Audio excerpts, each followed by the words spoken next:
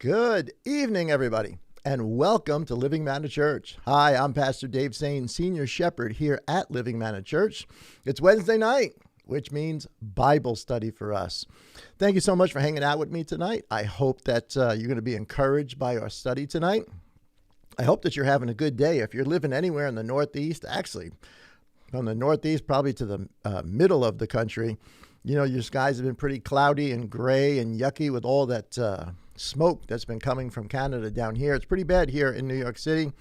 But you know, I guess Brother Max and I were talking about today. We said, somebody's going to say, hey, the moon and the sun aren't shining. It's the apocalypse. I'm sure somebody's going to do that. I don't think it's the exact apocalypse. Not good, but not exactly the apocalypse, but incredible anyway. So it's Wednesday night. We're here at Bible study. We are in part 2, actually, of a series that we started last week called The Pattern. And before we jump into it, let's just get a little bit of house cleaning out of the way. If you are not subscribed, please subscribe. Hit the subscribe button. Also hit the bell so that you're notified every time that we do go live. And if you enjoy the message, if you enjoy the study, or any one of our studies, not just this one, any other thing that we do, every time you go on, give us a like. You hit the like button, the thumbs up button, and it certainly it helps us with the algorithm getting this out to more and more like-minded people. You want to do some evangelism? All you have to do is hit the like button, and this will be pushed out to other people. It's that easy to do evangelism today in 2023. Okay, so with all of that kind of out of the way, let's open up with a word of prayer, and let's jump right into our study for this evening. Abba, we love you. We love you, Father. We ask for eyes to see, ears to hear, and hearts that are willing to obey. In Yeshua's name, amen. Amen. Okay, so for tonight, let me pop this up so you guys can see it. The title and the topic of the message. Again, this is part 2 of an overarching series we're going to do called The Pattern. But tonight's title is called Israel, Temple, Jerusalem. Israel, Temple, Jerusalem. We've got a lot of information to go over. We're going to shorten the studies each week a little bit, so the studies are going to probably go many weeks. But we're going to shorten it up.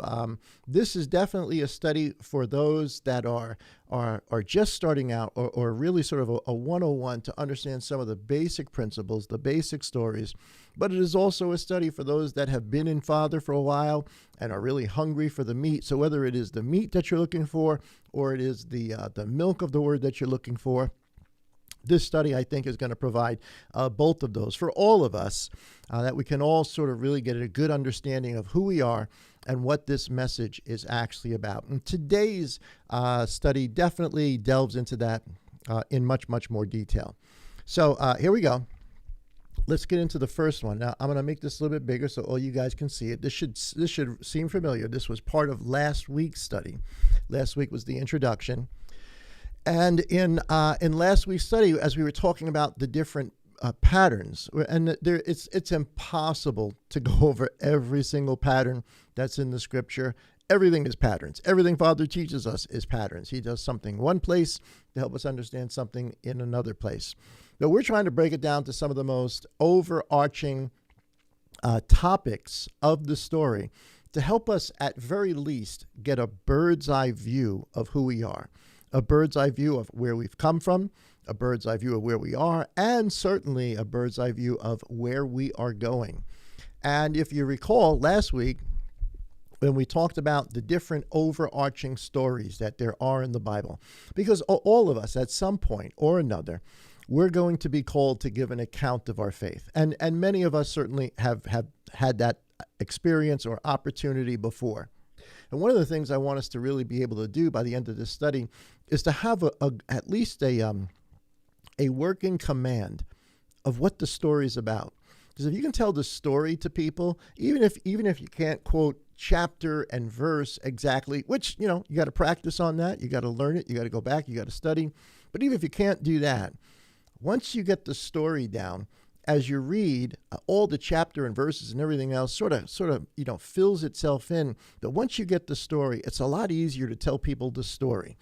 People, I think, understand things better in a story format, or else nobody will be watching movies and videos and all the rest of that, because they're just stories.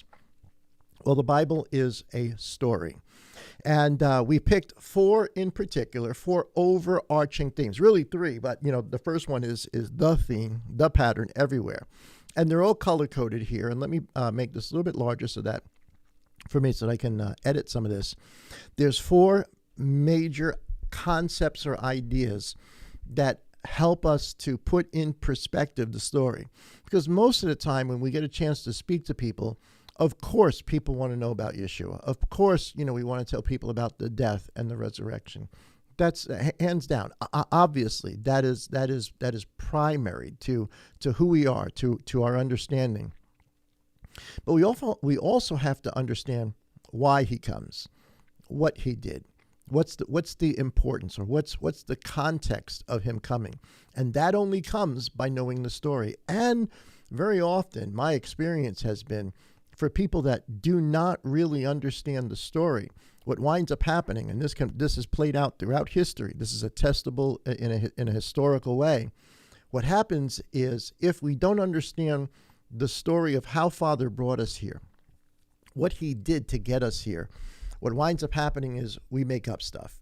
We put things into the story that really shouldn't be there, or really have no relevance to the story. And what it actually does is it changes the story. And if you change the story, you change the Messiah.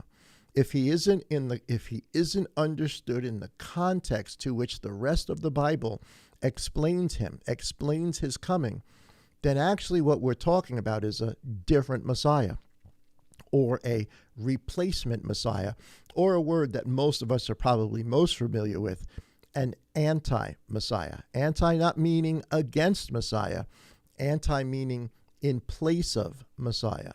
So it's really important that we have a working knowledge of the understanding of the story. And one of the most overarching things, this is the overarching thing there is throughout the entire book, and we know a piece of it because I'm gonna highlight this in red so you guys can see it. We know this here. This is kind of the story, the eternity, right? We're all looking for eternity. And we hear things like, I'm going to go to heaven, or I'm going to see the pearly gates, or I'm going to be on clouds. I'm going to see him.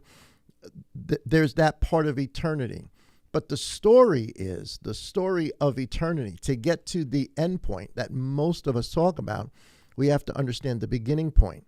And the beginning point, of course, follows the arch, that from eternity to eternity, and here it's here in pink so you guys can see it highlighted, Father has desired the purpose for creation itself. If we were to boil it down to some of its most common denominators, the purpose for creation is that Father could dwell in the midst of his people. Or let's flip that around. Father wants his people to dwell with him. That's the whole story. And he wants to do it in a particular way, i.e., through a high priest. That is the story of Father's desire from eternity to eternity, and we're going to find out that is the story of the Bible. But I don't want to get too far ahead of ourselves, so let me just erase some of that. All right, so that's the overarching theme of the whole book. And again, lots of people get this idea that we're gonna die, we're gonna be with him at some point. Fine. How? Why? What does it mean to dwell with him? Why would Father want us to dwell with him? Well, there's another overarching theme. As I said, four major ones we're going to deal with. The other one is from Adam. I'm going to circle it here in red. To Adam. From the beginning of death to the beginning of, or the ending of death, that is the final resurrection. So from death's beginning to death's ending is a 7,000-year story. It is the story from Adam, from the time he sinned. Obviously, there is a time and a season when he does not sin. There are many, many years in which that is not the case. But when he finally does, from that point on begins the Sabbath covenant, begins 7,000 years of Father actually making this, which is lost, come true again, or bringing Adam and all of the descendants from him back to himself. And of course, this is a 7,000-year story, and this pattern is going to play out over and over and over. We talked about a couple of scriptures last week. We're going to do some more, probably not this week, probably another week. We'll get more into Adam, but that's another overarching story. The third overarching story, a big one, we see it all, it's mentioned all the time, and still people do not fully understand the importance of this story, that one of the overarching stories in the scripture is from Abraham to the nations. That is, the nations being blessed, coming in as children of Abraham. Now, we're familiar in the religious world today. We're familiar with the concept of Abraham's children. We sing that all years and years and years ago in vacation Bible schools and other things like that with little kids. We would always sing the song, Father Abraham, right? Father Abraham had many sons had Father Abraham, right? So we're familiar with the concept, but I don't think people really understand what's at stake here and how we are children of Abraham, why we are children of Abraham. What's the vessel? And that's what we're going to learn. That's part of the story that we're going to talk about and try to understand and not just understand it, but understand it in a way that we can adequately and concisely share this with someone else. And of course, the last one and the most important of all of the patterns that there is this right here. From Moses all the way to Yeshua. From Moses to Yeshua, from the first Moses to the second Moses. And what is that pattern? And really, this is the most important one, because all of these other patterns, all of these other overarching stories are explained or given to us. The instruction on how these things will work are given us through the tutor, through the pattern, through the teacher, through Israel, through Father's grace. We're going to talk about that, I don't think this week, maybe next week, but through Israel and the worship that Father gives to Israel, the story, the history that Father gives to Israel becomes a pattern, becomes a teacher for us. I mean, do you ever wonder, why would Father preserve this story that is so ancient?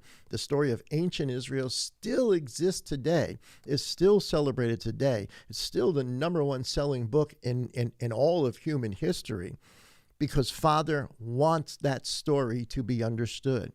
He wants us to understand it in its proper context so that we can understand the other overarching stories.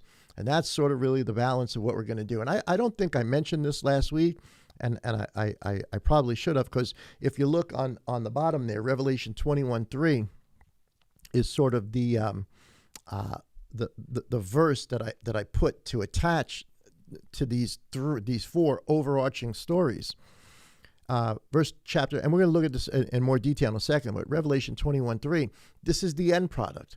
This is this right here. This is from here to here.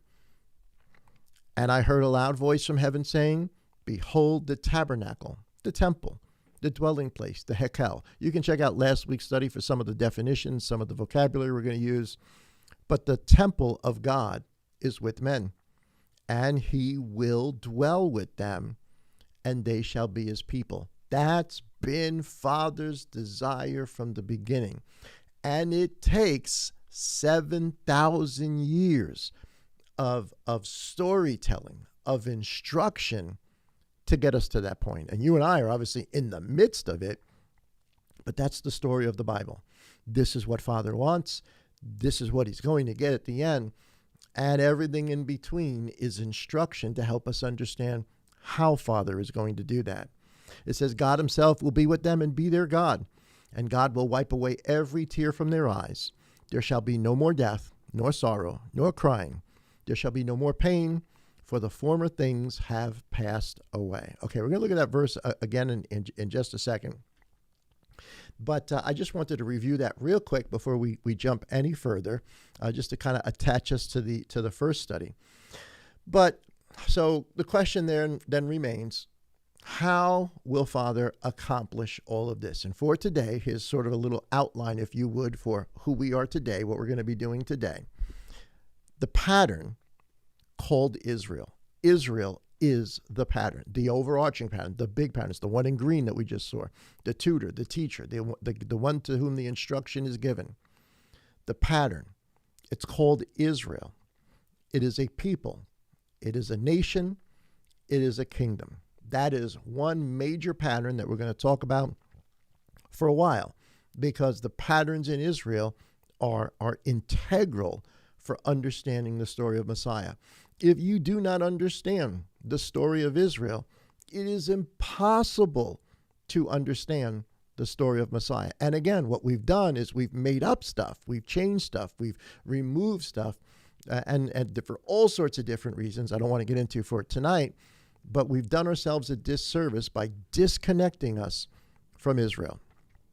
The second pattern we're going to talk about tonight is the tabernacle, the temple, the dwelling place.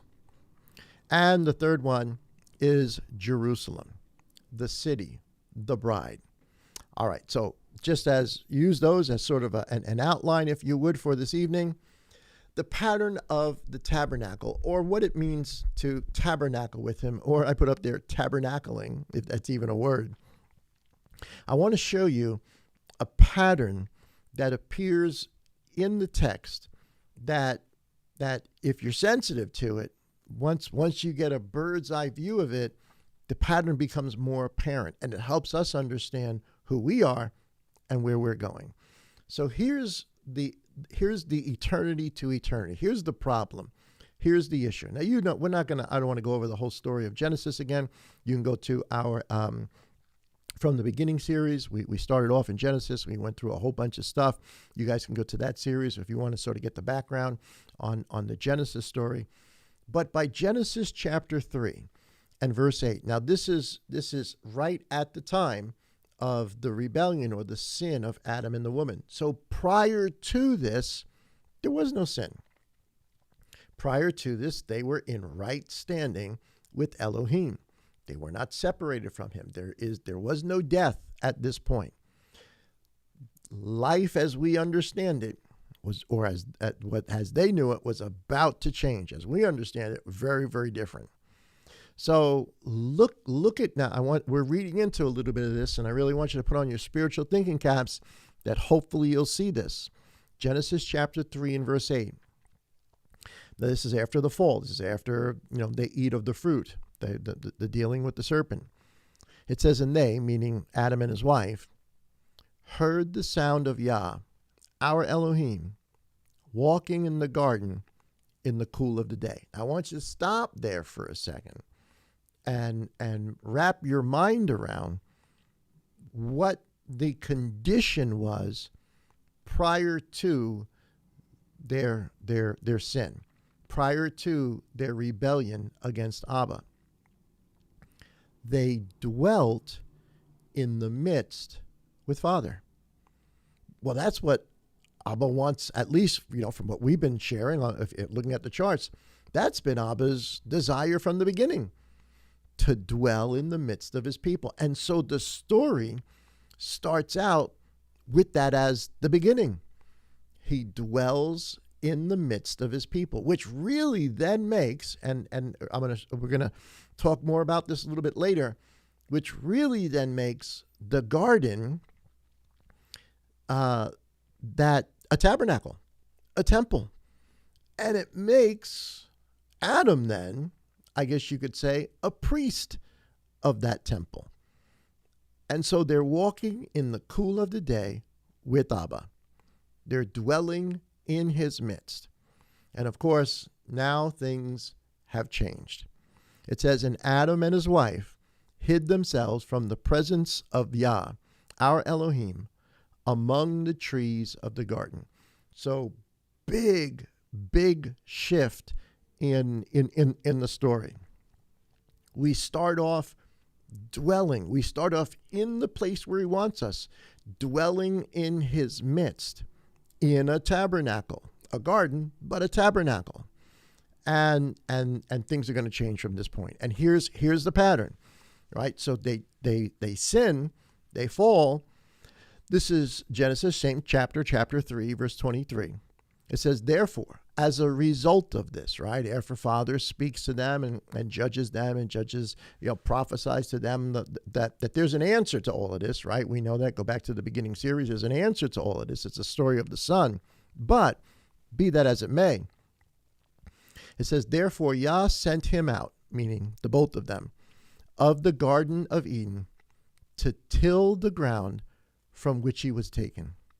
So he drove out the man, and he placed the cherubim at the east of the Garden of Eden, and a flaming sword which turned every way to guard the way to the tree of life.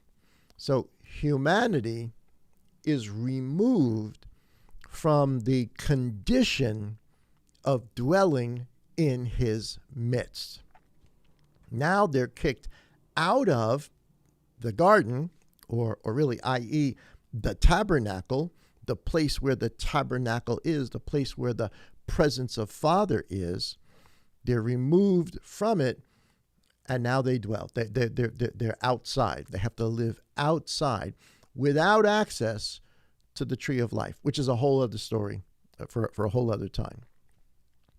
They were removed from a temple, a place where or tabernacle, where they dwelt in the midst of Elohim, where they could hear him, where it says he walked in the garden in the cool. Now I don't seriously think that he actually walked. I think his presence. I think this is a poetic language that's being described to us, that Father's presence was there, and they understood it. Or maybe talking about some sort of I don't really think it would be some sort of a representation, but Father's presence would be something they would be familiar with.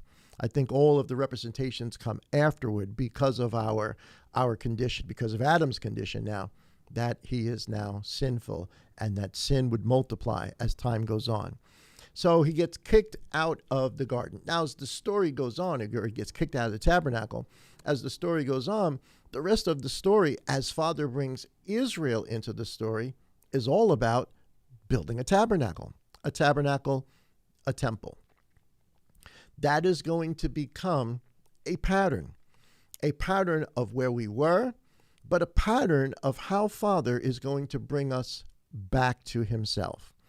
And it winds up being a temporary situation, meaning the tabernacle, the temple, was only around for so long until, as a teacher, as a tutor, as an instructor of what the real process is, or the whole process of how Father is going to get Adam, man, because that's really what Adam means, mankind, back to the tabernacle.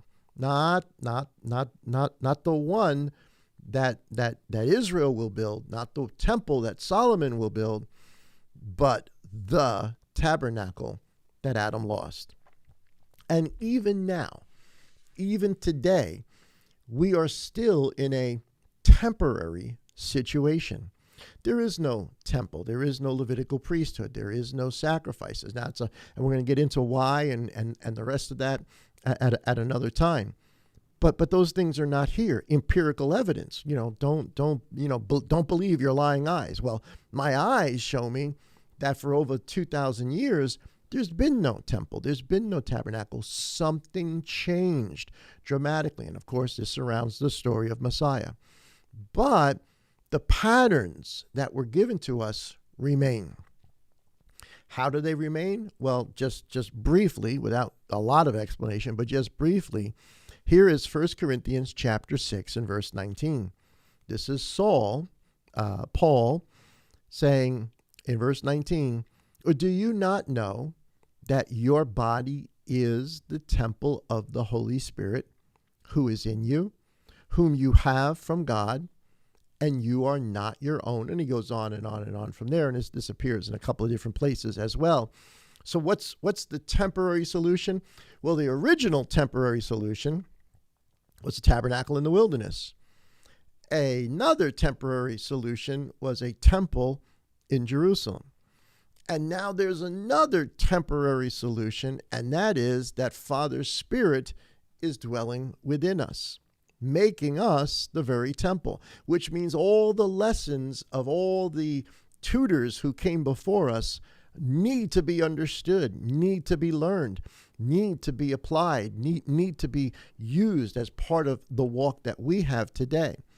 But even what we're doing today is not the ultimate end of this. The ultimate end of this is to get back to the garden, back to the tabernacle, back to that place where we can walk with Elohim in the cool of the evening. That's the story. That's the overarching story. So here's just one brief description of the pattern of tabernacling with Elohim.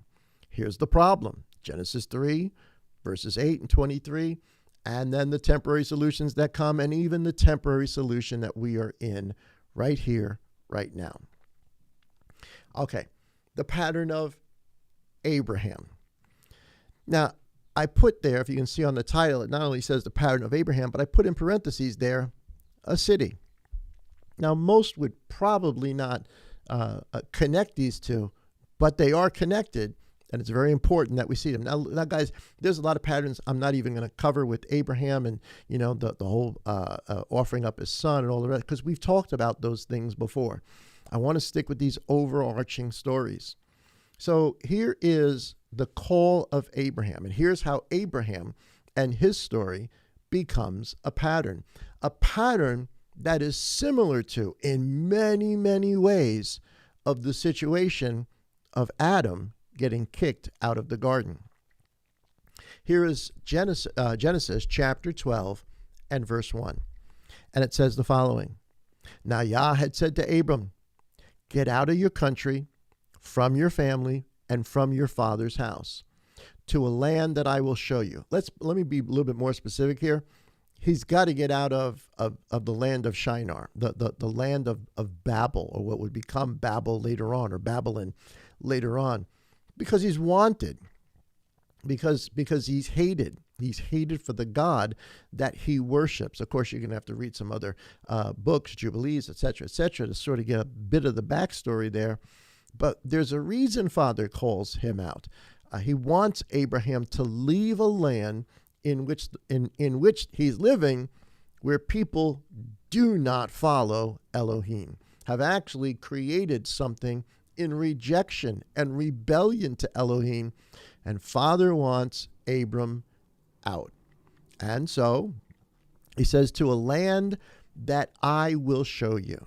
Now, I know it says a land that I will show you. Of course, he goes to Canaan land. We know that. Eventually he winds up in Canaan. But there's a little bit more going on here. Verse 2, he says, and I will make you a great nation. Of course, we now know the nation he's speaking about is, in fact, the house of Israel, the main tutor, the main teacher, the main instruction for all of the world, for them and for all of the world, to come to Father, to ultimately at some point dwell with him in the cool of the evening in that tabernacle or temple or the place where he is, just like Adam. He says, I will make a great nation of you, Israel. I will bless you and make your name great, and you shall be a blessing. I will bless those who bless you. I will curse those who curse you. And in you all the families of the earth shall be blessed. So Abraham is told to leave a place where he's not really wanted, not really liked, his God is not respected, and to go to some other place where he's going to get a nation, the house of Israel, and also bless all the nations on the earth. That's a huge prophecy. That's not something that's going to happen over a matter of weeks or months or years or decades or centuries. It's going to take 7 3,000 years. Or by the time Abraham gets on the scene, more like 4,000 years. But that's another story. All right, so here I said he's associated with a city because there's a little bit more to the calling of Abraham than sometimes as you're reading Genesis here, you don't realize. But here is Hebrews, the book of chapter 11, verse 8. Again, we don't know who the author is. My suspicion is it's either Saul or somebody very, very influenced by Saul. But regardless, here is the writer of Hebrews saying, by faith, given us this the whole faith chapter, all the great things of faith, what did Abraham believe? What is it that Abraham believed by faith? Well, we know when we went back to the beginning series, he believed that Father was going to do what he said as he read the stars, that a sun was coming and the scales were going to be balanced and all that stuff. But there's more. It says, by faith, Abraham obeyed when he was called to go out to the place which he would receive as an inheritance. He's talking to Canaan. Leave Shinar, go to Canaan. And he went out not knowing where he was going.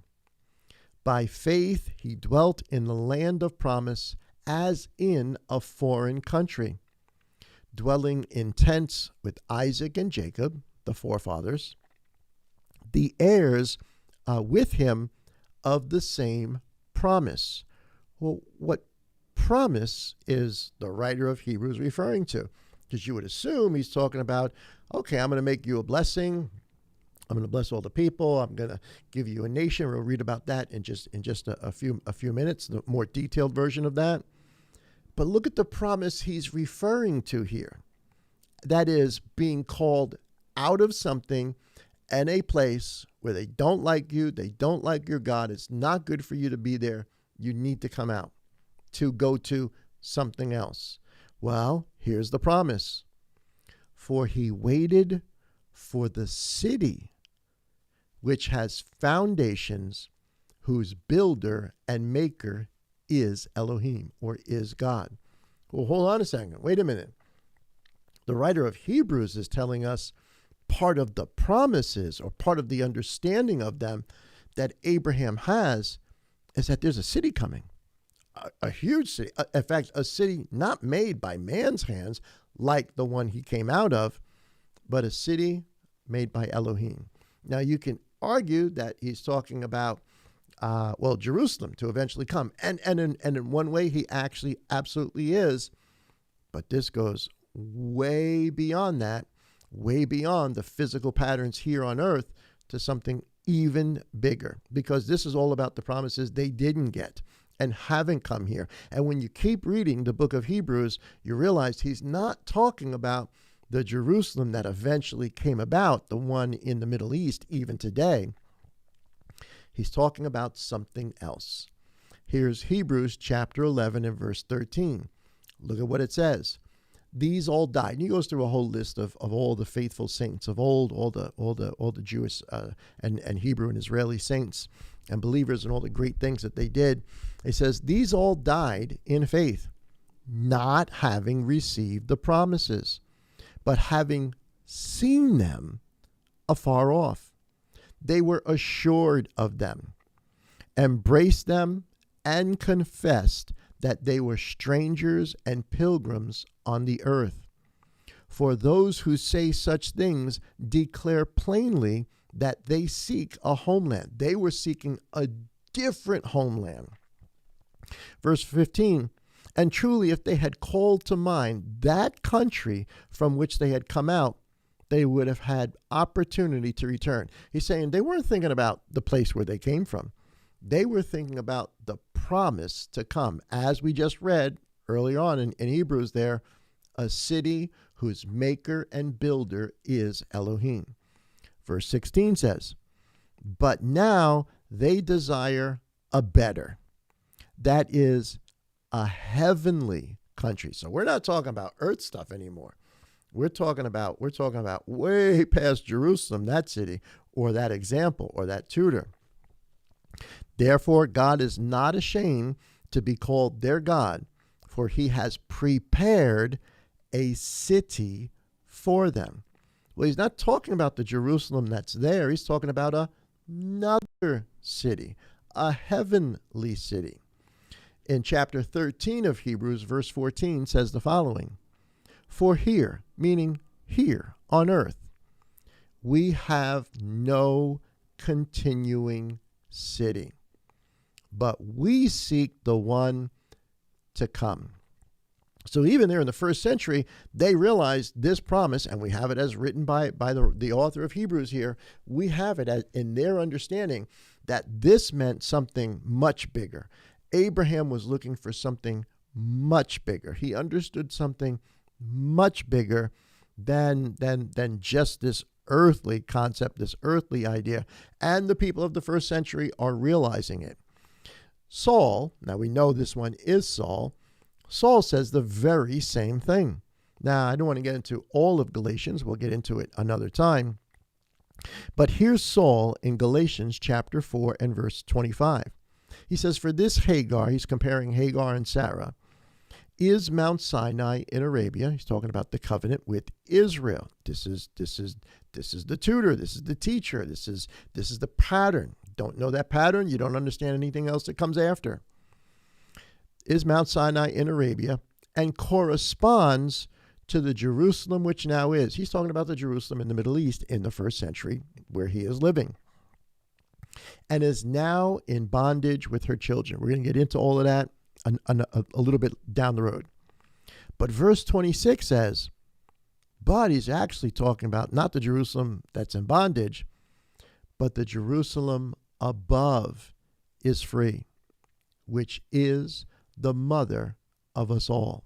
So here's Saul really speaking about the promise given to Abraham that the writer of Hebrews is also speaking about, that Abraham had faith and believed in and hoped for and understood that a city is coming whose maker and builder is Elohim.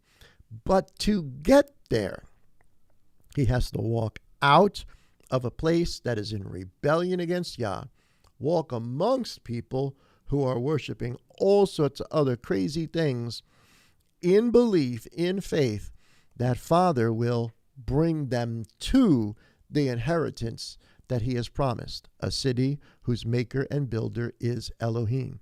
So you got Adam walking out of a city into a wilderness, looking forward to one day hopefully going back to a city.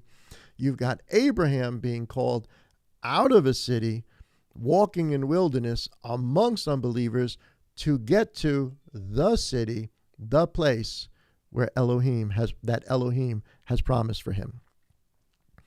This third pattern, the pattern of Israel. Now we say Israel, I mean, the etymology is the Hebrews. The Hebrews eventually become known as the tribes of Israel or the house of Jacob. They eventually become known as the house of Israel, the northern house, and the house of Judah, the southern kingdom. And then they eventually become known of as the Jews. You cannot separate those terms. They are all synonyms together. And it creates a real problem when we start splitting hairs and saying, well, that person's not Jewish and they're not Jewish and Jews weren't around. That's just the way language evolved. We're talking about the same people given the same promises, and you're going to see that Saul's going to make this very, very, very, very, very clear in his own words in just a few minutes. But the pattern of Israel, this is the most important pattern because this becomes the teacher. This nation, this people are going to become the very example, the very thing that Elohim is going to give to show us how to get from the situation we're in to a place where we can dwell in his midst. This people are going to teach the nations. As priests, they are going to teach the nations, all peoples, and that's what they've done, whether they realize it or not, all peoples, who the God of creation actually is. Again, Genesis 12:12, we just finished reading it, but Abraham is told, and I will make you a great nation. That nation is the nation of Israel. I will bless you and make your name great. Now, Genesis chapter 15 and verse 13, it says, now this is Abraham after saving Lot and meeting Melchizedek. This is as he receives the eternal covenant. It says, then Father says, and he said to Abraham, know certainly that your descendants, we're talking about the house of Israel, Jacob's children, will be strangers in a land that is not theirs, and will serve them, and they will afflict them 400 years. And also the nation, now we know that nation now because we know the whole story, that nation Egypt, whom they serve, I will judge. And afterward they shall come out with great possessions. And when you read the account of the Exodus, that's exactly what happens. They leave, but they also wind up coming out with great possessions. The people give them gold and silver and animals and all sorts of other things to get out. They pay them to get out. All right, so we're talking about Israel. If Abraham is the one to whom is looking for a city whose maker and builder is to come, Abraham, through him, is also going to come a great nation, the great nation, to be the example to all peoples, to be the pattern for all things, to get us back to the tabernacle or back to the temple, back to walking in the cool of the evening with our Elohim. Here's Deuteronomy chapter 7 and verse 6. Should be familiar to some of you guys. This is Moses speaking through, Father speaking through Moses to the house of Israel prior to his death. It says, for you, and the PDP version, Israel, because that's who he's talking to. For you, Israel, are a holy people to Yah, your Elohim. Yah, your God, has chosen you to be a people. And I put there in parentheses, a nation, because that's what it means to be a people, a nation. I want to read this again. For Yah, your God, has chosen you to be a nation for himself. Father did this. A special treasure above all nations. What Father's going to do with this people is not like what he's going to do with others. Now, ultimately, Abraham's blessing is to bless all nations, but it's got to start somewhere. And this is the people with whom it starts. And Father tells them they will be a special treasure above all other nations on the face of the earth. That's a tall order. Now, I know, people would say, oh, yeah, but look at what they've gone through and much of the church history. We've thought Father's done with them. He's not dealing with them anymore. Right now, he's dealing with the nations. No, he's always dealing with Israel. And he's always dealing with the nations through the house of Israel. The story hasn't changed. It's still going on right in our midst today. And all the things that Israel has suffered over all of these many years, these last 2 millennia, are part of the process of being, here it is, a special treasure above all peoples, because with that treasure comes rights and responsibilities on the face of all the earth. It says, Yah did not set his love on you, nor choose you, because you were more in number than any other nation, for you were the least of all peoples. This whole issue of Father choosing them is out of love. It's out of love because what he promised to Abraham, everything Father has done is out of love. For God so loved the world that he gives the Passover lamb, Yeshua Messiah. But the picking of this pattern to tell us about the coming Messiah is also out of love. It says, because God, Yah, loves you, and because he would keep the oath which he swore to your fathers, to Abraham, to Isaac, to Jacob. And we just finished reading that part of the oath or the promise that Father made to Abraham is to restore them to a city. He's looking for a city whose maker and builder is Elohim, where we can dwell in his midst. Yah has brought you out with a mighty hand and redeemed you from the house of bondage and from the hand of Pharaoh, king of Egypt. Israel, from this point forward, we're going to get much, much more into this as the weeks go on. Israel is the pattern. The Hebrews are the pattern. The Jews are the pattern. Jerusalem, all the rest of it, the city, the temple, are the pattern. They are the ones through whom the instruction has come. And beloved, I mean, just think about it. Without Father choosing this people, there is no book. There is no story. There is no explanation. You and I are all speaking one language up on top of a mountain with an all-seeing eye, looking at the stars, trying to gain some sort of supernatural wisdom, which is exactly what Father called Abraham out of, and exactly what Father called the house of Israel out of, because they were doing the same thing. Pyramids, just like they did in Babel, with an all-seeing eye, some sort of secret knowledge from the heavens at the top of it. That should be really interesting to you. And if you want a reference for that, if you've got a dollar bill, just open it up and take a look at it. We'll talk more about that another time. So the story of Israel, the pattern of Israel, is the pattern of a nation. It's the pattern of a people. It's the pattern of the kingdom. It's more than just the pattern of the kingdom. It's the name of the kingdom. Acts chapter 1 and verse 6, obviously this is at the time of Messiah, at the time of his ascension. He says, therefore, when they came together, that's the disciples, the apostles that are with him, when they came together,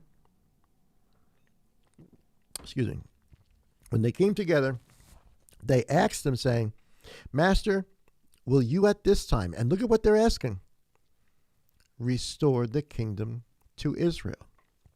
All the patterns that ever were before were about Israel being the kingdom. And they're asking the very question, are you going to restore the kingdom to Israel? Were they wrong? Were they incorrect? Did they sort of have this thing backwards? That this really isn't about Israel. This isn't about Israel's kingdom. This things are changing now. No, he doesn't say that. What he does say to them is he said to them, it is not for you to know the time or the seasons, for them to not know the times or seasons.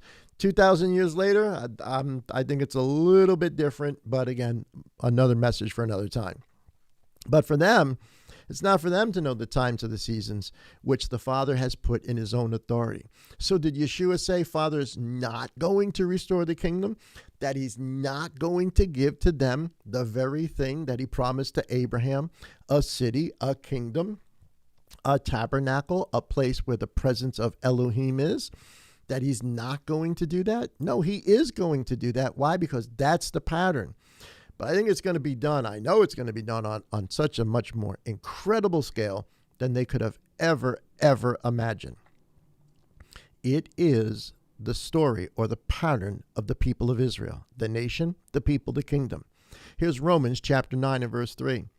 He says, for I would wish that I myself were accursed from Messiah for my brethren, my countrymen according to the flesh, who are Israelites, to whom pertain the adoption, the glory, the covenants, the giving of the law, the service of God, the promises, of whom are the fathers, and from whom, according to the flesh, Messiah came. Now, I got to hold on here a second, guys. Do you realize what Saul is saying here?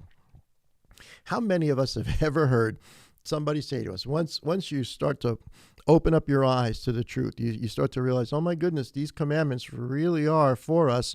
We need to understand them as such. When you start doing that, one of the things you will inevitably hear is people ask you, well, are you Jewish? And it's normally in a derogatory tone, like, are you Jewish? And of course, it's very, very often, not just our family members, but people of the religious world around us will say, well, you guys have become Jews.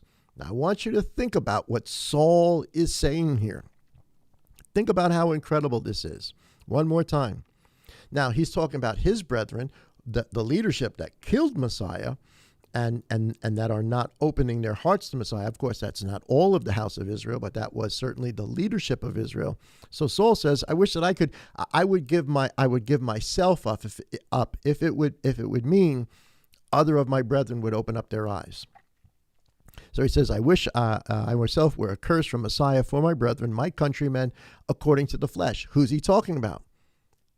Israelites, Jews, Hebrews, the house of Judah, the house of Israel, This is the etymology of the term. So for us to split it today and say, well, there really was no Jews in Moses' day, and well, they didn't use that term, but they were there. Their ancestors were there. Or there were no Jews in the northern house. No, that's the same people.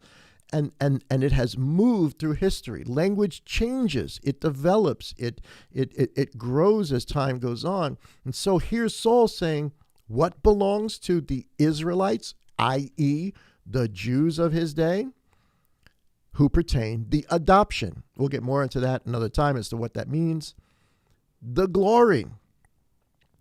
All of the covenants belong to them. The giving of the Torah belongs to them. The service, the tabernacle, the temple, the service to Elohim belongs to them. And all of the promises, including the promise of a city to come. Who does that promise belong to?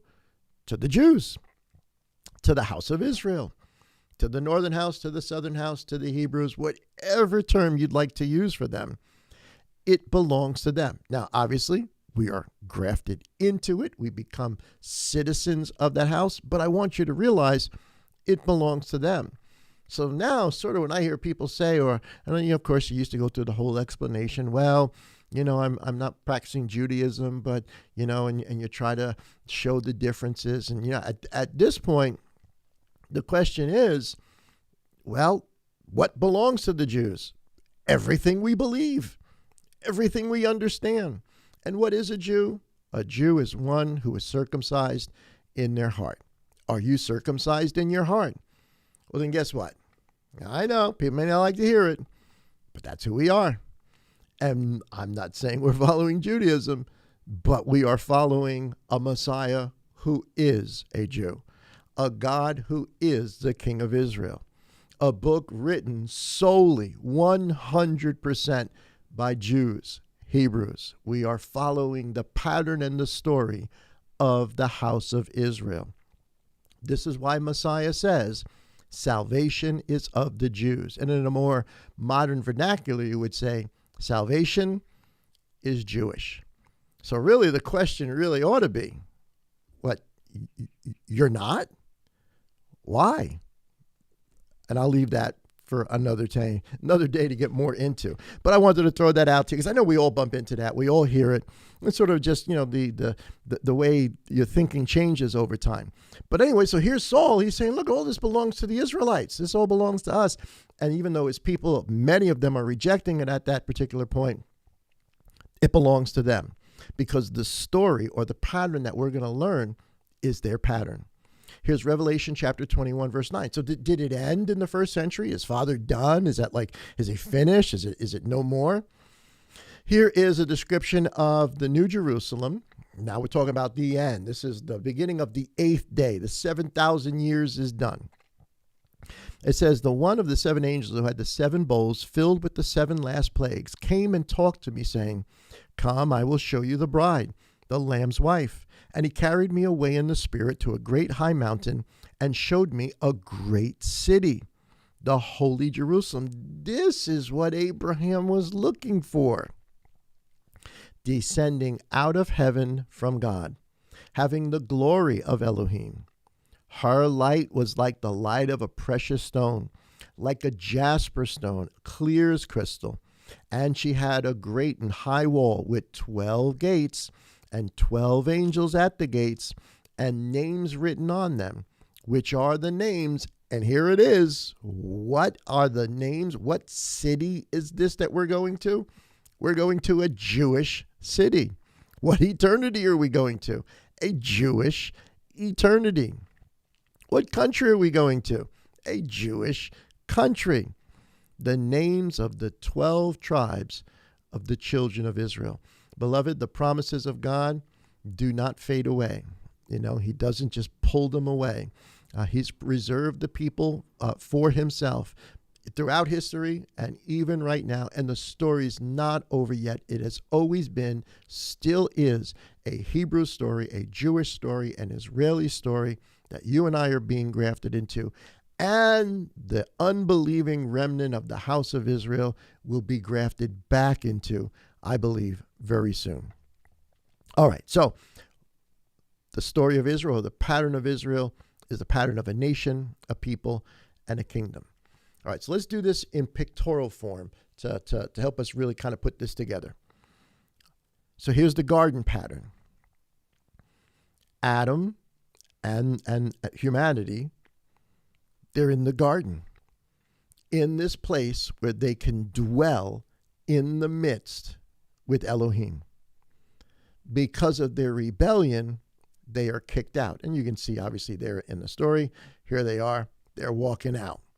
Well, they're not walking out, they're getting kicked out, right? We just finished reading that in Genesis chapter 3. And while they're walking out, what is their desire? Well, what would be your desire if you just walked out of this? Your desire would be to hopefully one day walk back into it, be restored back into fellowship. This is the pattern. They got kicked out. They're walking around. They will walk towards. Of course, a Redeemer is going to come. There's all sorts of other parts of the story. But here's again, Revelation 21:22. Here's the end product. Here's this right here. But I saw no temple in it, for Yah, our God, Almighty, and the Lamb are its temple. Well, there's a temple in this upcoming city called Jerusalem, except it's not like any other temple, not like we've ever seen a temple before. It is the presence of Father, and it is the presence of the Lamb, the high priest. The city had no need of the sun or the moon to shine in it, for the glory of Elohim illuminated it. The Lamb is its light, and the nations of those who are saved shall walk in its light, and the kings of the earth bring their glory and honor into it. Its gates shall not be shut at all by day. There shall be no night there. And they shall bring the glory and the honor of the nations into it. But there shall by no means enter into it anything that defiles, or causes an abomination, or a lie, but only those who are written in the Lamb's book of life. So for right now, or in the story that we're reading, this here, it says, nothing enters it that is an abomination or a lie. That's why they were kicked out of it. That's why they had to get out. They believed the lie. They told the lie. They committed abominations. They had to get out. And the story now, the desire of Elohim, the story of the whole Bible is how to bring us back. All right, so that's one pattern. Two more patterns. The pattern of Abraham, and now the pattern of Israel, which was we're going to spend most of our time in the next couple of weeks. The pattern of Abraham, or the story of Abraham, is also that he dwelt in a city. Shinar, Babel, the place where the pyramid is built with the heavens on top, the idea of the all-seeing eye, some secret knowledge that's gained from the heavens, the twisting of the story that Father put in the heavens, the persecution of Moses and his family, the desire to rebel against Elohim. That's where he lived. Father tells him to get out, to walk out of that, and to go to a land where he will show him. Well, here's the land, obviously, just, a little cartoon depiction of it, but pictures sometimes help us understand things. So he walks out of something to walk into something, but the something he walks into, he receives as promises, because what's actually going on all around him are people who worship multiple gods, who also do not believe or understand the God of Abraham, Isaac, and Jacob, and yet he's got to walk around in them. But while he's there, he receives the promise of a city to come. He receives the promise of a whole bunch of different things, the eternal covenant, etc., etc. But for our sake, for tonight, he receives the promise of a city.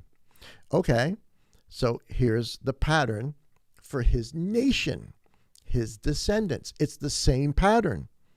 They now dwell in a city. A city that hates them. A city that does not acknowledge the God of Abraham, Isaac, and Jacob. And what does Father do? He tells them to get out. Get out of the city. Come to a land. It's the same land Abraham went to, but come to the land that I will show you, where there are what? Still lots of people who refuse to worship the God of Abraham, Isaac, and Jacob, who have all sorts of different gods, but come out of this land where you're being persecuted. And now it's not just Abraham, it is the whole house of Israel. It's the sons of Israel and their families, now not tribes anymore, now a nation. And of course, they cross the borders and they enter into that land. And for them, the pattern gets played out that they actually do receive a city. They do build a temple, a place to dwell with Elohim. It's not this city, but it is a shadow. It is a type of the promise that was given to Abraham. It is the explanation. It is the thing to help us understand for all peoples to come what eventually Abraham was promised that will come to us who believe. But can you see it's the same pattern? You're called out of a city that hates you. You're called to walk amongst people who aren't really serving him in a land that seems foreign, but eventually you will get to the place where you will tabernacle with Elohim, where you will temple with Elohim, and to a city that he has prepared. Okay, well, here's the pattern for us today. Same pattern, except this is a renewed covenant. Not the same thing that was given at Mount Sinai. This is built on bigger promises, better promises. And this renewed pattern today is based on everything that happened before. So if you reject everything that happened before, if you don't understand everything that happened before, if you're not obedient to the instruction which was set to protect us, you'll never understand who we are today. Because who are we? We are a people that are being told to get out of something. Here it is. Let me put this up here. We are being told to get out of something. The something we're being told to get out of is Mystery Babylon. And this pattern just gets played over and over and over again. But for our sake of where we are today, we're told to get out of Mystery Babylon, out of the beast. Leave that concept, leave that idea. Except it's not Abraham's, not one guy or a guy with his family and people that he picked up in Haran. It's not Jacob's 12 sons just. They're scattered out with all the rest of us too. Now it's every nation, tribe, and tongue coming according to the pattern of the house of Israel when they got out of Egypt. And now what are we doing? We are all wandering. Wandering where? Well, not in Canaan. We're not in Babylon. Well, I guess we are Mystery Babylon. We're all over the world.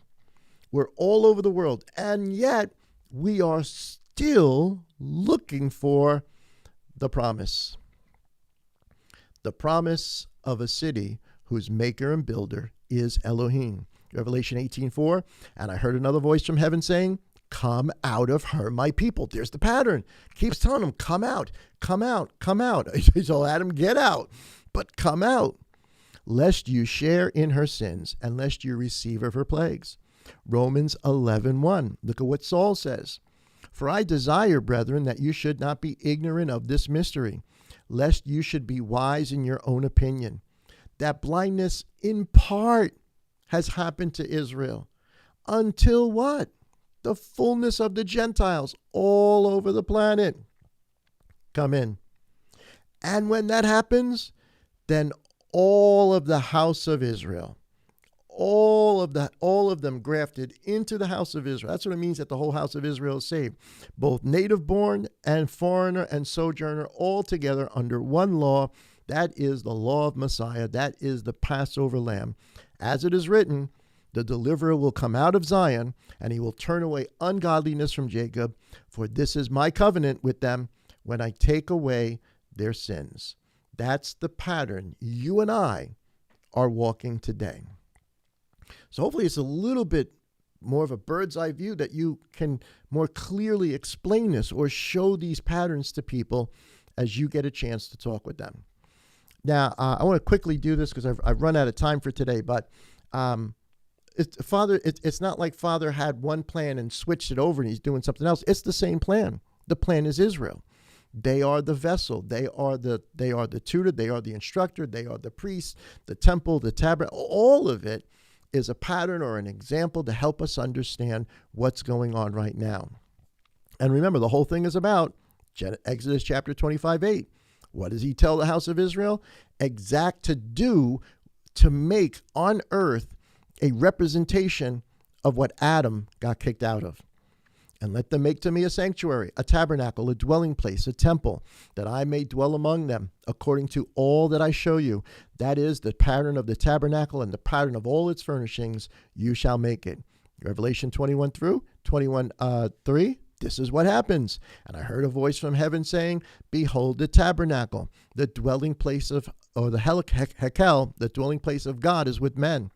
And he will dwell with them. What he told Israel to do in the Exodus is a pattern and a thing we need to learn to understand Revelation 21:3, or what's coming for us in the future.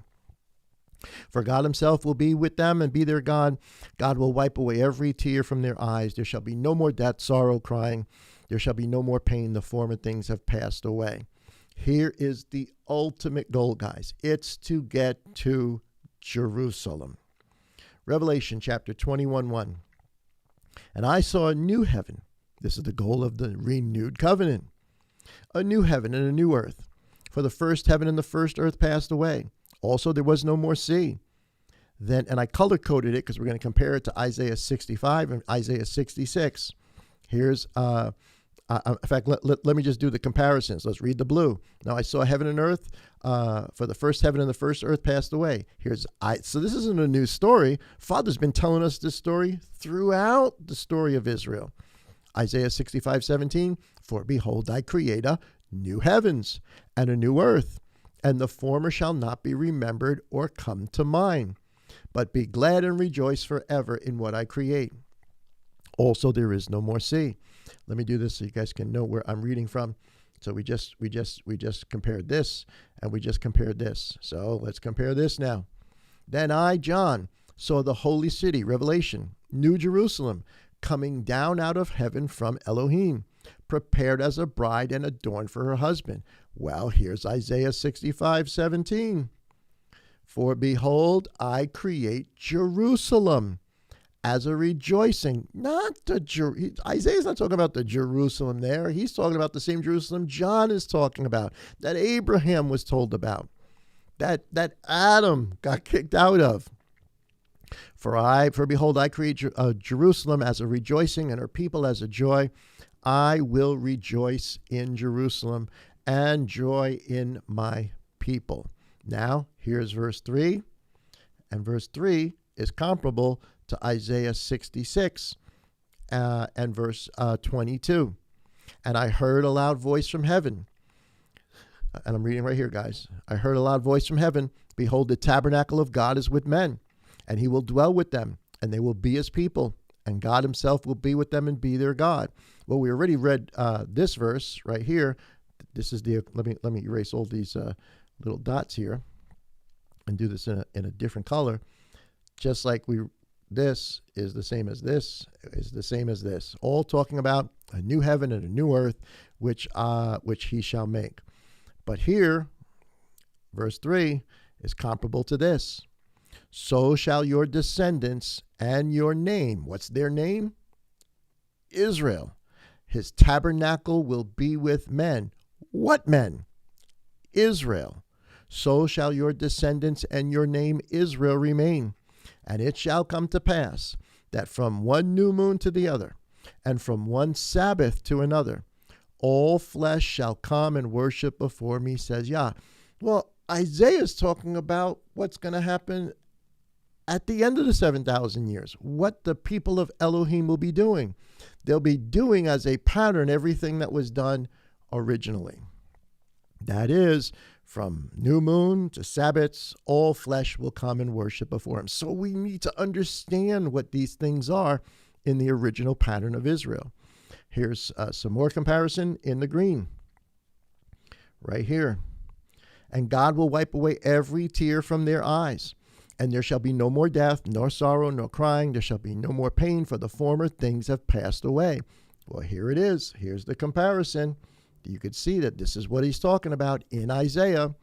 The voice of weeping shall no longer be heard in her, nor the voice of crying. Here we go. Back down to Revelation 21, verse 5. Then he who sat on the throne said, behold, I make all things new. All things new, or really renewed to what his purpose was right from the beginning. That is to dwell in our midst. And he said to me, and here it is. I love this because this is the amen statement, right? Amen. Truly, truly. So be it. A faithful statement, right? For these words are true and faithful. Amen and amen. Guys, this is where we're headed. This is the story. This is the pattern. These are the things that we have to absolutely, absolutely be aware of and understand in order to understand who we are. And let me just go back here just a second. I want to get to my original slide to put that up one more time. Here we go. Israel, the temple, and Jerusalem are all patterns for what's going on in our lives today, for what's going on all around the world, for how we are to worship, how we are to approach him. That same name, that same promises given to Abraham. And here's the wonderful thing. All of the promises from Adam to Abraham all the way up till today, we're all going to see them. All those who have been faithful throughout all of those ages, believing those promises, we're going to see that city. For right now, we're being called out.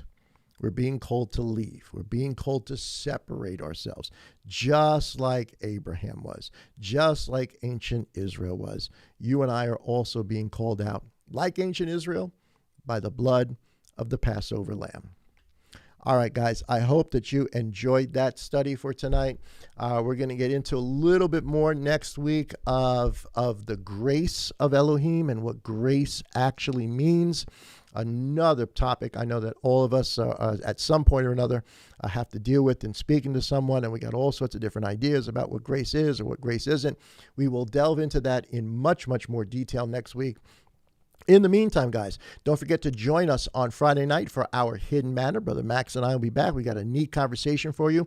We're going to be talking about the Song of Moses. No, not the song of the horse and the rider thrown into the sea, but the song of Deuteronomy 32. So it'd be a good idea if you could read the psalm. It is a psalm. Read the song, read chapter 32, go through it. We're going to just read right through it, do commentary on it, show you all the things that we see in it. I think it'll be a good Hidden Manna. So join us on Friday night at 7:30 for Hidden Manna. Of course, each morning for our morning mannas. I hope you're being encouraged about hearing about the love that Elohim has for you. Be encouraged, beloved. Elohim does love you. You are his special treasure. You have been grafted into that special nation. Guys, in the meantime, have a wonderful, wonderful rest of the week. And if we don't see you before then, we'll see you on Shabbat. Guys, Shabbat Shalom. Oh, Shabbat Shalom. Shalom. Well, you can have a Shabbat Shalom too. Guys, peace. Have a great night.